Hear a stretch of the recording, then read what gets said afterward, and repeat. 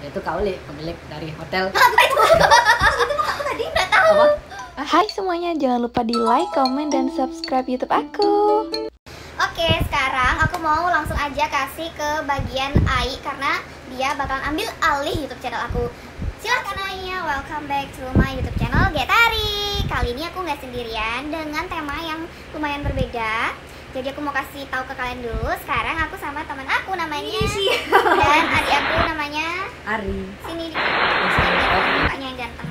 Oke, biasanya aku tuh setiap bikin konten pasti mereview tempat wisata seperti hotel, restoran, atau tempat jalan-jalan gitu yang aku rekomendasikan ke kalian.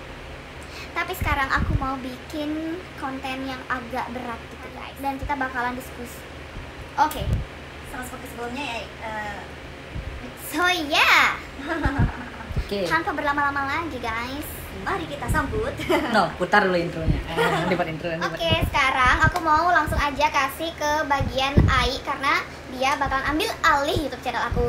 Silahkan Ai. Oke guys, selamat pagi, siang, malam, good people dan semua nona-nona pria-pria tampan dan cantik di luar sana. Oke, have a nice day. Oke, nah, sekarang izin ya, gua ambil alih ya untuk channel YouTube-nya ya, berapa menit aja kok. Nah, kenalin nih, nama aku Ari Nugraha, umur 18 tahun, asal Bali. Ya, satu daerah lah sama kakak dan yang punya channelnya ini yang wow, cantiknya sih nggak usah ditanya lagi. Oke, sekarang sih maunya ngobrolinnya, kenapa? Sekarang sih maunya ngobrolinnya tentang ya yang kita realistis dan dengan fenomena yang sudah setahun lebih ini ya, yang sudah marak bukan di Indonesia saja, di seluruh dunia pun kena dampaknya.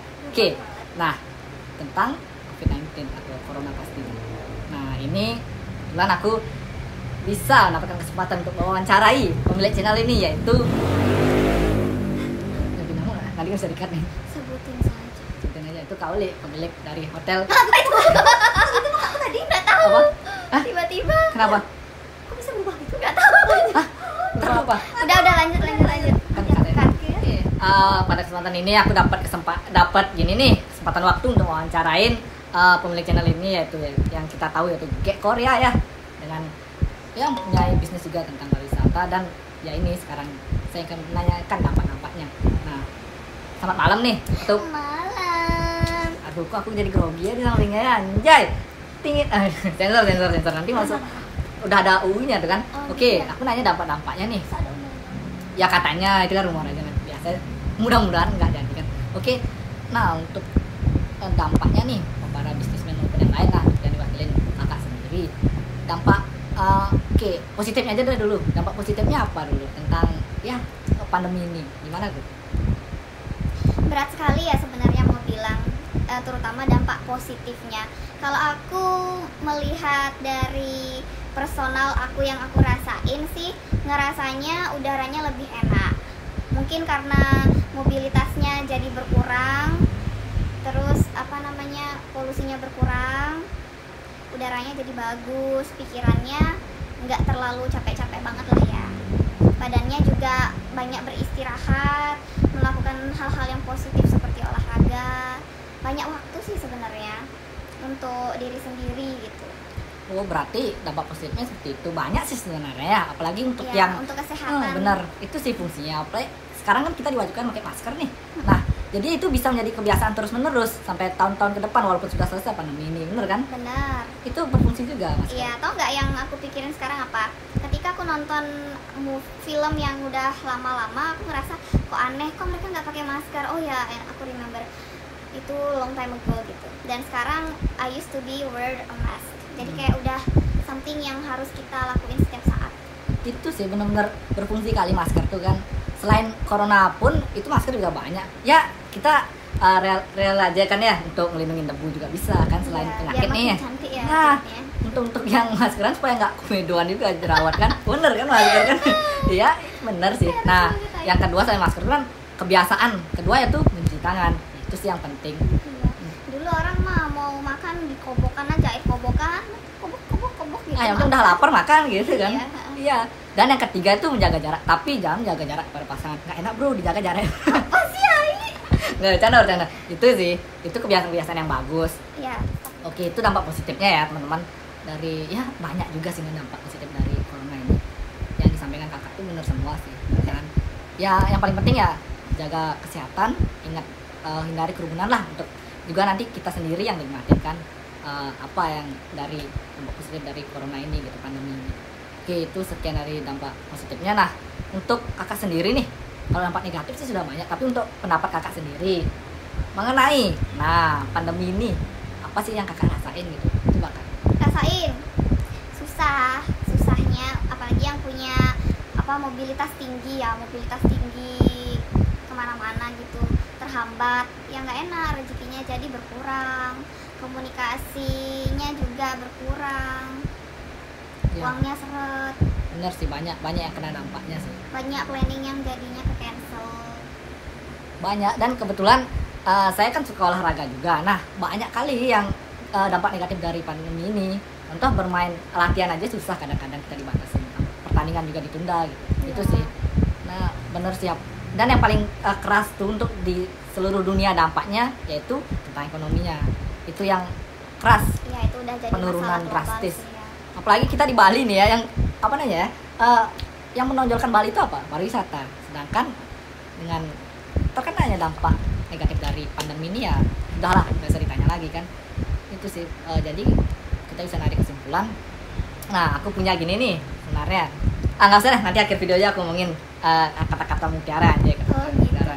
Nah, yang penting Aku dengerin Ai ngomong aja deh. oke, yang penting tetap jaga kesehatan, stay safe, stay healthy. Oke, yang kedua, ini ada yang penasaran nggak sama yang di belakang?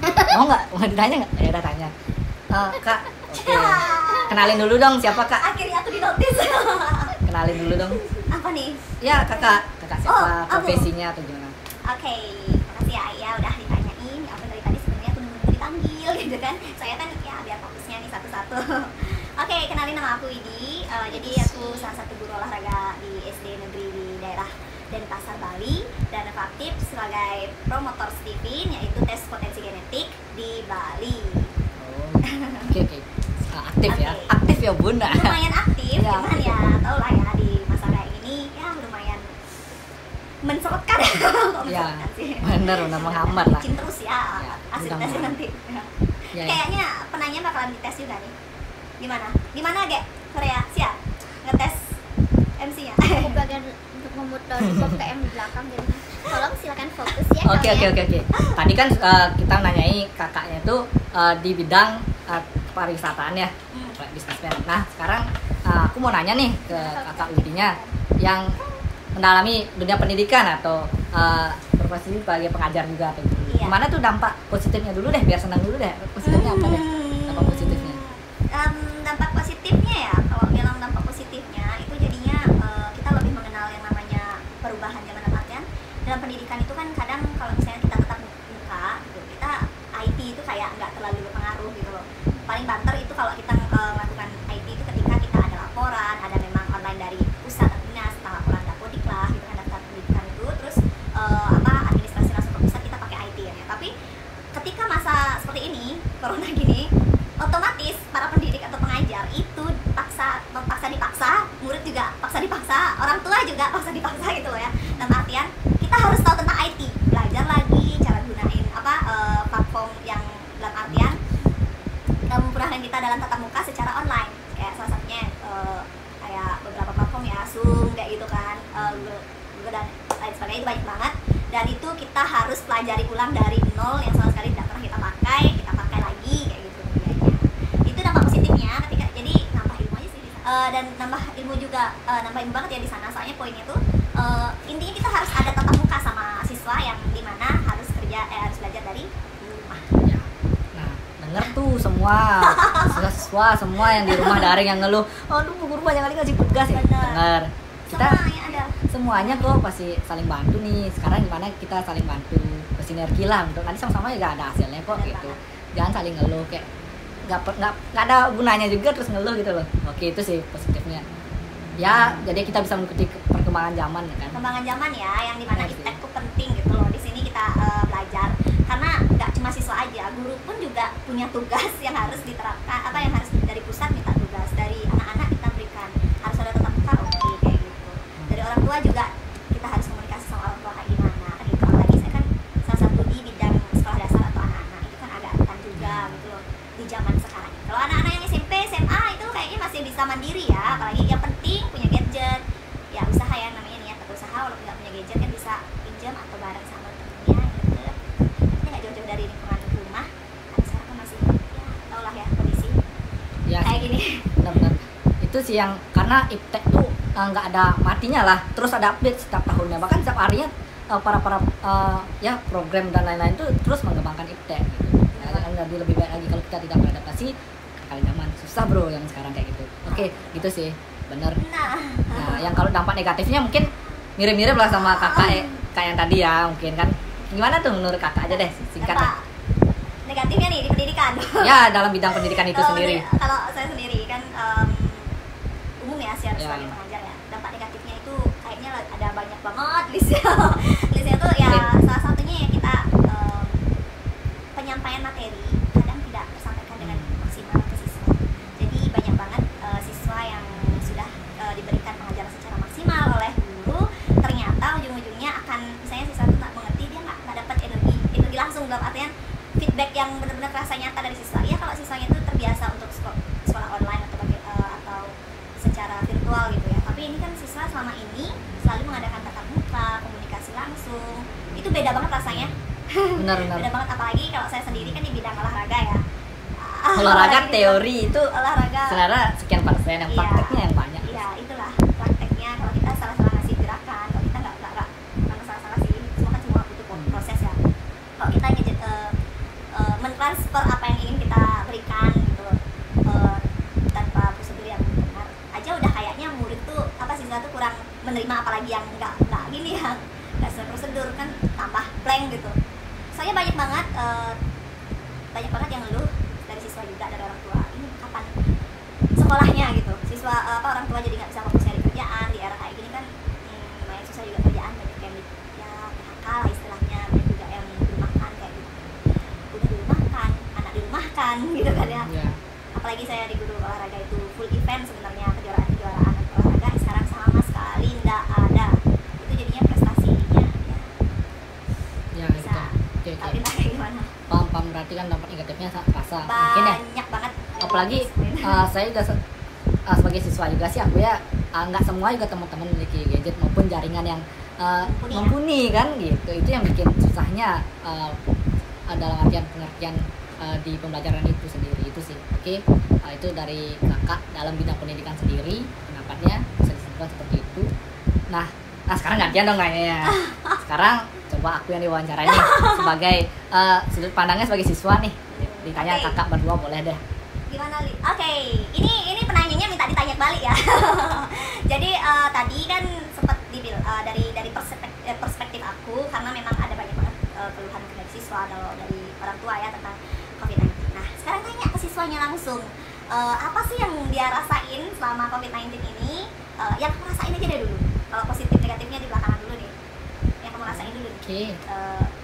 Yang aku rasain ya, selaku aku juga sekolahnya di asrama sih. Nah, yang aku rasain dalam kegiatan di rumah aja atau daring istilahnya dalam perkembangan sekarang, yang aku rasain tuh aku lebih banyak keluar. Nah kalau di asrama kan kita lebih diperketat, itu difungsikan untuk kita lebih fokus dalam pendidikan di asrama itu sendiri gitu, supaya nggak ada gangguan dari luar. Bener sih, cuma kurangnya kadang-kadang aku tidak bisa mengikuti kegiatan di luar yang update yang contoh kecil tryout kayak gitu, serta lomba-lomba. Sebelum masuk nih, backgroundnya Ari ini udah dikasih tau tadi? Belum sih. Selama mana nih dulu nih? Tadi Ya. ini orang. Aku sekolah di SMA Taruna Mandara, sekolah baru berdiri 3 tahun sekarang. Oke, di Bali kan ya, Ya, di Bali Utara. Singaraja.